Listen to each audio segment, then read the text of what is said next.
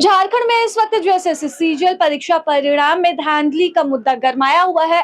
छात्र जगह जगह प्रदर्शनरत हैं। हजारीबाग में छात्रों के ऊपर लाठीचार्ज हुआ और सदन में भी ये मुद्दा गरमा सकता है। ऐसे में तमाम विपक्ष जो है वो लगातार छात्रों के समर्थन में है, तो वहीं दूसरी तरफ सत्ता पक्ष सीधे तौर पर आरोप लगा रहा है कि छात्रों को भड़काने का काम जो है वो बीजेपी विधायकों ने किया है। और यहाँ पर सीधे तौर पर मंत्री सुदिव्य सोनू ने आरोप लगा दिया और छात्रों से दो टूक बात कह दी है कि अगर आप प्रदर्शन सही तरीके से करेंगे तो आपकी बात सुनी जाएगी और नहीं करेंगे तो फिर आपकी बात नहीं सुनी जाएगी और जो कार्रवाई है वो कार्रवाई की जाएगी। क्योंकि लाठीचार्ज के बाद कई छात्रों के ऊपर प्राथमिकी भी दर्ज की गई है और उसका विरोध भी जगह जगह किया जा रहा है। तो ऐसे में आप भी सुनिए कि मंत्री सुदिव्य सोनू ने छात्रों को क्या दो टूक बात कही है, क्योंकि लगातार परीक्षा में धांधली का मामला उजागर होता आया है और इस मामले को लेकर विपक्ष हमेशा से ही सरकार पर हमलावर है।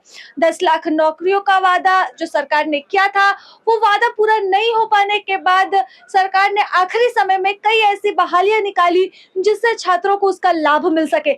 इसी में एक बहाली जो एसएससी सीजीएल परीक्षा भी थी और इसका परिणाम भी जारी हो गया, लेकिन अभी संतुष्टि नहीं है। आप सुनिए कि क्या कुछ मंत्री सुदिव्य सोनू ने छात्रों से कहा है। बीजेपी का भी समर्थन मिल गया, बोल रहे कि हम लोग उग्र आंदोलन करेंगे। ये बीजेपी का समर्थन कल आया होगा, लेकिन इससे पहले भारतीय जनता पार्टी ने ही इस मामले को तूल दिया है। मैं आपके माध्यम से छात्रों से यह कहना चाहता हूं और कल भी मैंने बड़ा स्पष्ट कहा है, इस लोकतांत्रिक व्यवस्था में हर व्यक्ति को अपने विरोध की अभिव्यक्ति की आज़ादी है, लेकिन यह आज़ादी उनकी दूसरों की आज़ादी पर कुठाराघात करने के लिए नहीं है।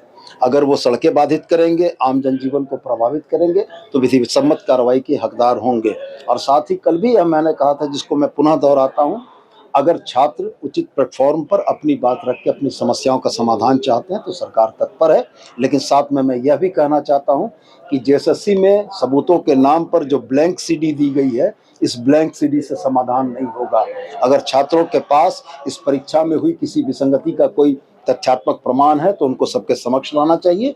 और अगर इसके बाद भी वो भारतीय जनता पार्टी या कतिपय विरोधी राजनीतिक दलों के इशारे पर अपने राजनीतिक भविष्य के साथ खुद खेल रहे हैं तो मेरी सहानुभूति उनके साथ है। नहीं, सवाल निर्देश देना पड़ रहा है सर आप लोग? नहीं, कोर्ट को निर्देश क्यों देना पड़ रहा है? इस संवैधानिक व्यवस्था में 3 स्तंभों की परिकल्पना थी, न्यायपालिका, कार्यपालिका और विधायिका।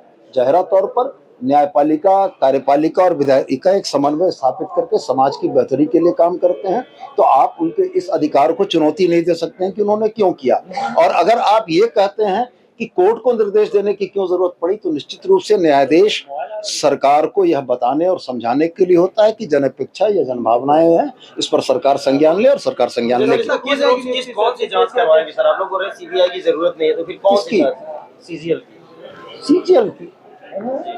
सीजीएल की जांच करने के लिए हमारी संस्थाएं बहुत सफिशिएंट हैं और दूध का दूध और पानी का पानी है। प्रभातखबर.com, विश्वास वही, रफ्तार नहीं।